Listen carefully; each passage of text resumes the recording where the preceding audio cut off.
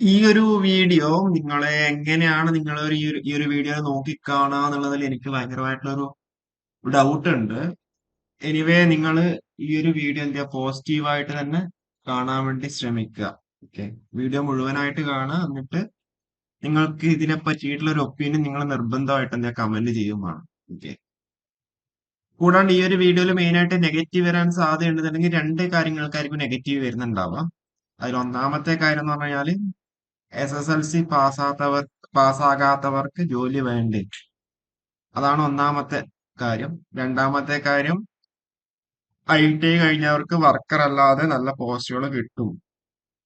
അപ്പൊ അത് നോക്കിയാൽ മതി എന്നുള്ള രീതിയിൽ, അതും മേ ബി അങ്ങനെ ഇത് രണ്ടും ഇത് നെഗറ്റീവായിട്ട് എടുക്കുന്നവരുണ്ടാവുമല്ലോ.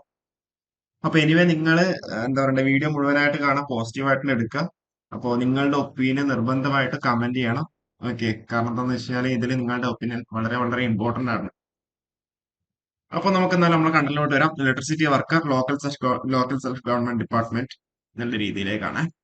അപ്പൊ അതിന് മുന്നേ ജസ്റ്റ് നമ്മളെ ഒരു പ്ലോട്ട് വെച്ചേക്കുന്നതാണ്. SSLC പാസ് പെർസെന്റേജ് ആണ്, അതായത് രണ്ടായിരത്തി ഒന്ന് തൊട്ടിട്ട് 2024 വരെയുള്ള നമ്മളെ കേരളത്തിലെ SSLC പാസ്സായവരുടെ പെർസെന്റേജ് ആണ്. 2001 ഏറ്റവും മിനിമം 55.62, മാക്സിമം വന്നേക്കുന്നത് 2023 99.7. ഓക്കെ, അപ്പൊ ഇതിൽ നിങ്ങൾക്ക് നോക്കിക്കഴിഞ്ഞാൽ മനസ്സിലാവുന്നുണ്ടാവും, ഒരു 2008 ശേഷം മൊത്തം 90% മേലെയാണ് നമ്മുടെ പാസ് പെർസെന്റേജ് ആയിട്ട് ഉണ്ടാവുക. പിന്നെ 2019, 20, 21 കാലഘട്ടത്തിൽ 95, 96, 97, 98, 99, ആ ഒരു 99.7 അങ്ങനെയൊക്കെയാണ് ഉള്ളത്. ഓക്കെ, അപ്പൊ പിന്നെ അവര് സേവ് എഴുതിയിട്ടാണെന്നുണ്ടെങ്കിലും അവരവിടെ പാസ് ആയിട്ടുണ്ട്. ഇത് ഫസ്റ്റ് അറ്റംപ്റ്റിന്റെ ഡീറ്റെയിൽസ് ആണ് നമ്മളുടെ കയ്യിലുള്ളത്. അപ്പോ അതിൽ കുറെ പേരൊക്കെ എന്താ എക്സാം എഴുതിയിട്ട് പാസ്സാവുന്നവരൊക്കെ ഉണ്ടാവും. ആ ഒരു ഡീറ്റെയിൽസ് ഇപ്പം നമ്മളുടെ കയ്യിൽ, ഇത് ഫസ്റ്റ് അറ്റംപ്റ്റിന്റെ കാര്യമാണ് ഇതിലുള്ളത്. അപ്പൊ അതേപോലെ എത്ര ആൾക്കാരാണ് പാസ് ആവാത്തുള്ളത് എല്ലാവരും നമുക്ക് നോക്കേണ്ടി വരും. എനിവേ നമുക്ക് ഇത് ഇവിടെ നിൽക്കട്ടെ, നമുക്ക് ബാക്കി കണ്ടിലോട്ട് വരാം. അപ്പൊ ഇപ്പം വിളിച്ചേക്കുന്നത് തൃശൂർ കോർപ്പറേഷനിലേക്കാണ്. ഓക്കെ, തൃശൂർ കോർപ്പറേഷനിലേക്കാണ് ഇപ്പൊ എന്താ വിളിച്ചേക്കുന്നത്, ഇലക്ട്രിസിറ്റി വർക്കർ എന്നുള്ള രീതിയിൽ വിളിച്ചേക്കുന്നത്. അതായത് ലോക്കൽ സെൽഫ് ഗവൺമെന്റ് ഡിപ്പാർട്ട്മെന്റിൽ തൃശൂർ കോർപ്പറേഷനിലേക്കാണ് വിളിച്ചേക്കുന്നത്. അപ്പൊ നിങ്ങൾക്ക് അറിയാവുന്നില്ലാരും അറിയില്ല, നമ്മളെ കേരളത്തിലെ ഏക ലോക്കൽ സെൽഫ് ഗവൺമെന്റ് ഡിപ്പാർട്ട്മെന്റിൽ LSTDയിൽ തൃശൂർ കോർപ്പറേഷൻ മാത്രമാണ് ഈ ഒരു കാര്യം ഉള്ളത്. അതായത് എന്താ പറയണ്ട, ഇലക്ട്രിസിറ്റി ഡിസ്ട്രിബ്യൂഷൻ ഉള്ളത്. ഓക്കെ, ഇലക്ട്രിസിറ്റി ഡിസ്ട്രിബ്യൂഷൻ ഉള്ളത് കേരളത്തിലെ ഏക ആ, തദ്ദേശ സ്വയംഭരണ സ്ഥാപനമാണ് നമ്മുടെ തൃശൂർ കോർപ്പറേഷൻ എന്ന് പറയുന്നത്. അല്ലാതെ വേറെ ഏതും ലോക്കൽ സെൽഫ് ഗവൺമെന്റ് ഡിപ്പാർട്ട്മെന്റിൽ എന്ത് ചെയ്യാം, ഈ ഒരു ഇലക്ട്രിസിറ്റി ഡിപ്പാർട്ട്മെന്റ് ഇല്ല, ഇലക്ട്രിസിറ്റി ഡിസ്ട്രിബ്യൂഷൻ ഇല്ല. ഇത് തൃശ്ശൂരിന് മാത്രം അവകാശപ്പെട്ട ഒരു പ്രത്യേകതയാണ്. First point. ഓക്കെ, വളരെ നിങ്ങൾ ഇതൊന്ന് പോസ് ചെയ്തിട്ട് ഇതൊക്കെ നോക്കാം. ഓക്കെ, ഇതൊക്കെ നിങ്ങൾക്ക് തൃശ്ശൂർ കോർപ്പറേഷൻ ഇലക്ട്രിസിറ്റി ഡിപ്പാർട്ട്മെന്റിന്റെ വെബ്സൈറ്റിൽ കയറി കഴിഞ്ഞാൽ എന്താ കാണാൻ വേണ്ടി പറ്റുന്നുണ്ടാവും. അപ്പം ഈ തൃശ്ശൂർ കോർപ്പറേഷൻ ഇലക്ട്രിസിറ്റി ഡിപ്പാർട്ട്മെന്റിൽ കണ്ടില്ലേ, is the only local body in the state of Kerala engaged in the distribution of electricity. അപ്പൊ ഇത്രയും കൺസ്യൂമേഴ്സ് ആണ് ഉള്ളത്. ടോട്ടൽ 40,438 കൺസ്യൂമേഴ്സ് ഉള്ള കൺസ്യൂമേഴ്സ് ഉള്ളതാണ് നമ്മൾ India Thrissur corporation electricity department. Domestic, അതേപോലെ അഗ്രികൾച്ചർ, ഇൻഡസ്ട്രിയൽ. അപ്പൊ ഇതിലേക്ക് വേണ്ടിയിട്ടാണ് നമ്മൾ എന്ത് ചെയ്തിരിക്കുന്നത്, ഇലക്ട്രിസിറ്റി വർക്കറിന്റെ നോട്ടിഫിക്കേഷൻ ഇറക്കിയേക്കുന്നത് ഇവര്. ഓക്കെ, ഈ ഒരു പോസ്റ്റിലേക്കാണ് ഇലക്ട്രിസിറ്റി വർക്കറിലേക്കുള്ള നോട്ടിഫിക്കേഷൻ ഇറക്കിയിരിക്കുന്നത്. അതായത് തൃശ്ശൂർ കോർപ്പറേഷൻ ഇലക്ട്രിസിറ്റി ഡിപ്പാർട്ട്മെന്റ് കേരളത്തിലെ ഏക തദ്ദേശ സ്വയംഭരണ സ്ഥാപനമാണ് നമ്മൾ ഇലക്ട്രിസിറ്റി ഡിസ്ട്രിബ്യൂഷന് അംഗീകാരമുള്ളത്. ഓക്കെ, ഇനിയിപ്പോ നമ്മൾ നോട്ടിഫിക്കേഷൻ വരാം. നോട്ടിഫിക്കേഷൻ 118/2025 ഡിസ്ട്രിക്ട് വൈസ് നോട്ടിഫിക്കേഷൻ ആണ്. Local self government department electricity wing of Thrissur corporation electricity worker. Scale of pay പറഞ്ഞാൽ 17,000 തൊട്ട് 30,220 വരെയാണ്. തൃശ്ശൂരിലേക്ക് anticipated vacancies. Okay, anticipated vacancies ആണ് റിപ്പോർട്ട് ചെയ്തിട്ടുള്ളത്. നമ്മളെ എല്ലാം നമ്മൾ ഡീറ്റെയിൽ ആയിട്ട് നമ്മൾ പറയുന്നുണ്ടാവും. അപ്പോ 18 തൊട്ട് 36 വയസ്സ് വരെയാണ് ഏജ് ലിമിറ്റ്. ഇതിന്റെ ക്വാളിഫിക്കേഷൻ നിങ്ങൾ നോക്ക്. Should have passed the standard 4 and should not have passed the standard 10. അതുകൊണ്ടാണ് ഞാൻ ഏറ്റവും അധികം നിങ്ങൾക്ക് ആ ഒരു ഗ്രാഫ് ഞാൻ കാണിച്ചു തന്നേക്കുന്നത്. 10ാം ക്ലാസ് പാസ്സായിക്കൂടാ എന്നുള്ളതാണ് ക്വാളിഫിക്കേഷൻ ആയിട്ട് പറഞ്ഞിട്ടുള്ളത്. നോളജ് ഓഫ് സൈക്ലിംഗ്, കുറച്ച് ഫിസിക്കൽ സ്റ്റാൻഡേർഡ്സ് അവരോട് പറയുന്നുണ്ട്. Woman and differently abled candidates are not eligible to apply for this post. Basically നമ്മളുടെ സെൻട്രൽ ഇലക്ട്രിസിറ്റി അതോറിറ്റിയുടെ റെഗുലേഷൻസിൽ ആ ഒരു ആക്ടില് നമ്മൾ KCBക്ക് വേണ്ടിയിട്ടാണ് അത് പറഞ്ഞിട്ടുണ്ടെന്നുണ്ടെങ്കിലും നമ്മളെ തൃശ്ശൂർ കോർപ്പറേഷന്റെ ഇലക്ട്രിസിറ്റി ഡിപ്പാർട്ട്മെന്റ് എന്താ അത് അപ്ലിക്കബിൾ ആണെന്ന് പറയാൻ പറ്റില്ല. എന്നിരുന്നാലും അവർക്ക് എന്താ അത്, കാരണം വെച്ചാൽ ഒരു ഇലക്ട്രിസിറ്റി വർക്കർ എന്ന് പറയുമ്പോൾ സ്വാഭാവികമായിട്ട് എന്താ കുറച്ചെങ്കിലും ടെക്നിക്കൽ നോളജ് വേണമെന്നല്ലേ നമ്മൾ പറയുന്നുണ്ടാവാം. ഓക്കെ, അപ്പൊ സ്വാഭാവികമായിട്ടും എന്താ അവർക്ക് SSLC+ ITI എന്നുള്ള ക്വാളിഫിക്കേഷൻ അവർക്കാക്കാമായിരുന്നു അല്ലെ? നിങ്ങളുടെ അഭിപ്രായം എന്താ? കാരണം എന്താന്ന് വെച്ച് കഴിഞ്ഞാല് ഇതൊന്നും നമ്മൾ KCBയിലെ വർക്കേഴ്സ് ചെയ്യുന്ന സെയിം പണി തന്നെയാണ് എന്ത് ചെയ്തേക്കുന്നത് നമ്മൾ ഈ തൃശ്ശൂർ കോർപ്പറേഷൻ ഇലക്ട്രിസിറ്റി ഡിപ്പാർട്ട്മെന്റിലും ചെയ്യുന്ന ഇലക്ട്രിസിറ്റി വർക്കേഴ്സ് അല്ലെ?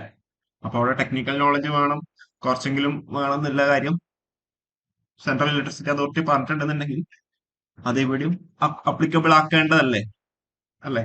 ബേസിക്കലി ഇത് ഇപ്പം PSCയോട് അങ്ങനെ തൃശ്ശൂർ കോർപ്പറേഷൻ ഡിപ്പാർട്ട്മെന്റ് അങ്ങനെ പറഞ്ഞിട്ടുണ്ടെന്നുണ്ടെങ്കിൽ PSCക്ക് അത് സ്വാഭാവികമായിട്ട് അവർക്ക് അവിടെ ചേഞ്ചസ് വരുത്താവുന്നേ ഉള്ളൂ. പക്ഷെ എനിക്കൊന്ന് PSCയുമായിട്ട് കമ്മ്യൂണിക്കേറ്റ് ചെയ്തിട്ടുണ്ടാവില്ലായിരിക്കും.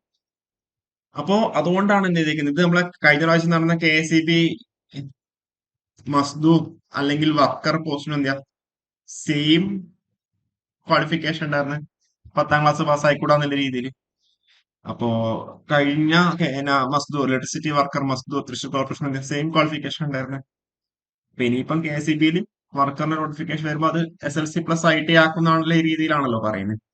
അപ്പൊ അങ്ങനെ ആവുമ്പോൾ ഇവർക്കും അത് ഇംപ്ലിമെന്റ് ആക്കാമായിരുന്നു. രണ്ടാമത്തെ പോയിന്റ് പിന്നെന്താന്ന് വെച്ചാൽ നമ്മൾ LGS ഉണ്ടല്ലോ, ലാസ്റ്റ് ഗ്രേഡ് സർവന്റ്, അതിലും എന്താ ക്വാളിഫിക്കേഷൻ എന്ന് പറയുന്നത് 7ാം ക്ലാസ് ആണ് പറയുന്നത്. ഓക്കെ, പക്ഷെ അതിൽ പറയുന്നത് എന്താ ഡിഗ്രി ക്വാളിഫൈഡ് ആവരുത് എന്നാ പറയുന്നത്. ഡിഗ്രി ക്വാളിഫൈഡ് ആവരുത് എന്നാണ് പറയുന്നത്. 7ാം ക്ലാസ് പാസ് ഡിഗ്രി ക്വാളിഫൈഡ് ആവരുത്. പക്ഷെ ഇവിടെ എന്താ 10ാം ക്ലാസ് പാസ് ആയിക്കൂടാന്നാണ് പറയുന്നത് ഇപ്പോഴത്തെ കാലത്ത്.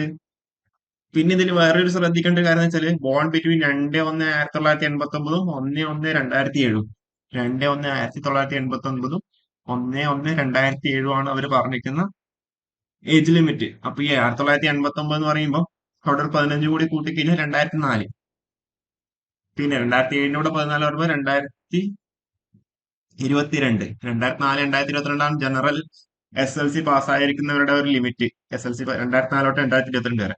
2004 നോക്കി ഇവിടെ ഏകദേശം 70ന്റെ അടുത്ത്, 2022 പറയുമ്പോൾ 99 പോയിന്റ്. അപ്പൊ ഇതിൽ എത്ര പേര് ഇതിപ്പം ജനറൽ ആയിട്ട് ഫസ്റ്റ് അറ്റംപ്റ്റ് പാസ്സായവരുടെ തന്നെയാണ്. പിന്നെ അവർ സേ ഒക്കെ എഴുതിയിട്ട് അവർ പാസ്സായിട്ടുണ്ടാവില്ലേ? അപ്പൊ അവിടെ നമ്പർ ഓഫ് അപ്ലിക്കൻസ് ഒക്കെ അവിടെ കുറവായിരിക്കില്ലേ? അപ്പോ അവർ വിചാരിച്ചത് കാര്യങ്ങൾ കിട്ടും അറിയില്ല, നമുക്കത് എനിക്ക് അതിനെപ്പറ്റി കൂടുതൽ കമന്റ് ചെയ്യാൻ വേണ്ടി പറ്റില്ല. അപ്പൊ അതിൽ കുറച്ച് ലിമിറ്റേഷൻസ് ഉണ്ട്. അപ്പൊ അവര് പറഞ്ഞിട്ടുള്ളത് ഇങ്ങനെയാണ്, SLC പാസ് ആയിക്കൂടാ, should have passed standard 4 and should not have passed the standard 10th. അപ്പൊ IT-കാർക്കുള്ള ഒരു ബെനിഫിറ്റ്സ് ആണ് ഇപ്പൊ ഇവിടെ ഇങ്ങനെ നഷ്ടമാവുന്നത്. ഇനിയിപ്പോ കഴിഞ്ഞ പ്രാവശ്യം എന്ന് പറയുമ്പോൾ 2011 അവസാനമായിട്ട് നോട്ടിഫിക്കേഷൻ വന്നേക്കുന്നത്. 2011 അവസാനമായിട്ട് നോട്ടിഫിക്കേഷൻ വന്നു. 2015 അതിന്റെ റാങ്ക് ലിസ്റ്റ് വന്നു. ഓക്കെ, അപ്പൊ അതില് എക്സാം കണ്ടക്ട് ചെയ്തപ്പോഴൊക്കെ 91 മാർക്കും 87 മാർക്കും ഒക്കെ നേടിയതിനാണ്, നല്ല മാർക്ക് നേടിയവരാണ് കേട്ടോ. കണ്ടില്ലേ, 86, 85, 84, 83, 82, 81, 80, 79. ഓക്കെ, ടോപ്പ് റാങ്ക് ഒക്കെ ഉണ്ട് അവർക്ക്. അതൊക്കെ ഏത് ലിമിറ്റ് നിങ്ങൾക്ക് നോക്കാം, ആ സമയത്ത് ഏത് ലിമിറ്റ്. കഴിഞ്ഞ പ്രാവശ്യം അവിടെ 58 അഡ്വൈസ് ആണ് പോയിട്ടുള്ളത്. 2015 റാങ്ക് ലിസ്റ്റ് വന്നു. Last days 12/3/2018 rank list exhaust ചെയ്തു. അപ്പോൾ 2019 മുതലുള്ള വേക്കൻസീസ് അവിടെ ഉണ്ടാവും. 2019 തൊട്ട് 2025 വരെ. അതിൽ ഇപ്പോഴൊക്കെ കുറെ പേരൊക്കെ താൽക്കാലികമായിരിക്കും ഉണ്ടാവുക. അപ്പൊ 2019 തൊട്ട് 2025 വരെയുള്ള വേക്കൻസീസ് ആണ് അവിടെ ഉണ്ടാവുക.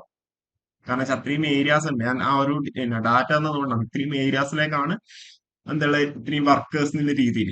ഓക്കെ, സമയത്ത് വർക്കേഴ്സ് കൂടുതൽ വേണമല്ലോ. അപ്പോ ഇത്രയും വേക്കൻസി ആണ് അവിടെ ഉണ്ടാവുക. എക്സാക്ട് ആയിട്ടുള്ള വേക്കൻസി പറഞ്ഞിട്ടില്ല, ആന്റിസിപ്പേറ്റഡ് എന്നുള്ള രീതിയിലാണ് പറഞ്ഞേക്കുന്നത്. അപ്പോ ജസ്റ്റ് ഞാൻ ഒരു വീഡിയോ ചെയ്തൊന്നുമില്ല. കഴിഞ്ഞ ഒരു വീഡിയോയിൽ നമ്മൾ ഇലക്ട്രിസിറ്റി വർക്കർ നോട്ടിഫിക്കേഷൻ വരുന്ന രീതിയിൽ നമ്മൾ വീഡിയോ ചെയ്തപ്പോൾ അതിൽ നമ്മൾ പറഞ്ഞിട്ടുണ്ടായിരുന്നത് IT ആവാൻ സാധ്യതയുണ്ട് എന്നുള്ള രീതിയിൽ. അപ്പൊ IT ആയിട്ടുണ്ടായിരുന്നില്ല.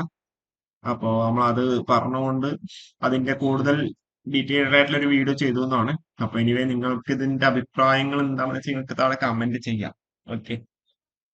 അപ്പൊ ഇനിയിപ്പോ ഇതിലൊന്നും ചെയ്യാൻ വേണ്ടി പറ്റുന്നുണ്ടാവില്ല ബേസിക്കലി. പക്ഷെ IT ആയിരുന്നു ക്വാളിഫിക്കേഷൻ കുറച്ചും കൂടി ബെറ്റർ ആവുമായിരുന്നു എന്നുള്ളതാണ്. ഓക്കെ. എനിവേ നമുക്ക് കൂടുതൽ അപ്ഡേറ്റ്സുമായിട്ട് നമുക്ക് വീണ്ടും കാണാം. ഓക്കെ. ഇതൊക്കെ നിങ്ങൾക്ക് ഞങ്ങളുടെ തൃശ്ശൂർ കോർപ്പറേഷൻ ഇലക്ട്രിസിറ്റി ഡിപ്പാർട്ട്മെന്റിന്റെ സൈറ്റിൽ കയറി കഴിഞ്ഞാൽ കാണാൻ വേണ്ടി പറ്റുന്നതാണ്. തൃശ്ശൂർ കോർപ്പറേഷൻ ഇലക്ട്രിസിറ്റി ഡിപ്പാർട്ട്മെന്റ് നടിച്ചു കൊടുക്കുന്നതിന് കൂടുതൽ ഡീറ്റെയിൽസ് വരുന്നുണ്ടാവും. ഓക്കെ. എനിവേ കൂടുതൽ അപ്ഡേഷൻസുമായിട്ട് വീണ്ടും കാണാം. ഓക്കെ. Thank you.